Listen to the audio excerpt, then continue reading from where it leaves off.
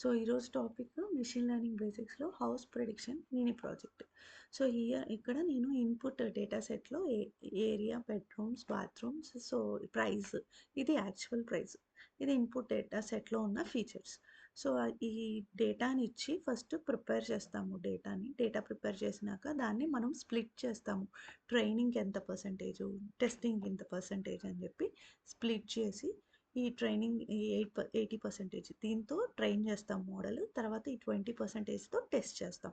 Test చేసినాక వచ్చిన data, actual data, ఈ మనము ప్రిడిక్ట్ చేసిన డేటా రెండింటిని కంపేర్ చేసి ఎర్రర్ అనేది క్యాలిక్యులేట్ చేస్తాం. సో దాన్ని బట్టి మనకి కరెక్ట్గా ప్రిడిక్షన్స్, ఆల్మోస్ట్ ఎర్రర్ అనేది తక్కువగా ఉంది అంటే అప్పుడు మనం ప్రిడిక్ట్ చేయొచ్చు న్యూ ప్రైసెస్ అని, మోడల్ పర్ఫార్మెన్స్ కరెక్ట్గా ఉంది అని. So first required libraries import చేశాను. తర్వాత డేటా అనేది ఒక యూనిటీ కేటలాగ్ టేబుల్లో క్రియేట్ చేశాను. టేబుల్లో క్రియేట్ చేసి ఆ డేటాని నేను ఇక్కడ యూజ్ చేసుకుంటున్నాను. సో ఇది డేటా. సో దీంట్లో ఇన్పుట్ ఫీచర్స్, ఇన్పుట్ ఏంటి, అవుట్పుట్ ఏంటి. ఎక్స్ అనేది ఇన్పుట్. ఎక్స్ ఇన్పుట్లో ఏరియా, బెడ్రూమ్స్, ఏవైతే మనకి ఫీల్డ్స్, కాలమ్స్ ఇన్పుట్కి అంటే రిక్వైర్డ్ కాలమ్స్ కావాలో ప్రైస్ క్యాలిక్యులేట్ చేయడానికి అవి ఇక్కడ పెడతాము. సో అవుట్పుట్లో ప్రైస్. దాని తర్వాత ఇక్కడ మనము 0.2 అనేది దీన్ని బట్టి మనము స్ప్లిట్ చేస్తున్నాము. 80% అనేది ట్రైనింగ్ డేటా, 20% అనేది టెస్టింగ్ డేటా. ఆ తర్వాత మనం ఈ మోడల్ యూస్ చేసుకుంటాం, లీనియర్ రిగ్రెషన్ మోడల్ యూస్ చేసుకొని ఆ తర్వాత అంటే ఫస్ట్ యూస్ చేసుకొని ఇక్కడ ఫిట్ అంటే ఇక్కడ మనము ప్రిపేర్ చేస్తున్నాం, డేటా అనేది ట్రైన్ చేస్తున్నాం. మన డేటాని ఇచ్చి ఈ మోడల్ యూజ్ చేసి దాన్ని బట్టి అదే ఫార్ములా క్యాలిక్యులేట్ చేసుకుంటుంది, ప్రైస్ ఎలా క్యాలిక్యులేట్ చేయాలనేది.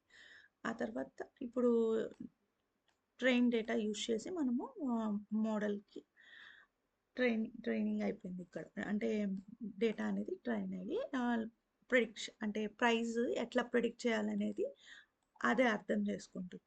సో దాని తర్వాత మనము ఈ ఎగ్జాక్ట్ ప్రిడిక్షన్స్ అనేది ఎలా క్యాలిక్యులేట్ చేస్తాం, టెస్ట్ డేటాతో క్యాలిక్యులేట్ చేస్తాం. సో టెస్ట్ డేటాతో ప్రిడిక్షన్స్ క్యాలిక్యులేట్ చేసిన వాల్యూస్ అన్ని ప్రిడిక్షన్స్ అనే దాంట్లో ఉంటుంది.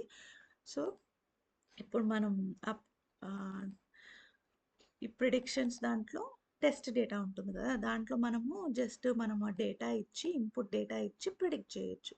సో ఈ డేటా ఇచ్చినప్పుడు ఎంత ప్రైస్ వచ్చింది, ఇది ప్రిడిక్టెడ్ ప్రైస్.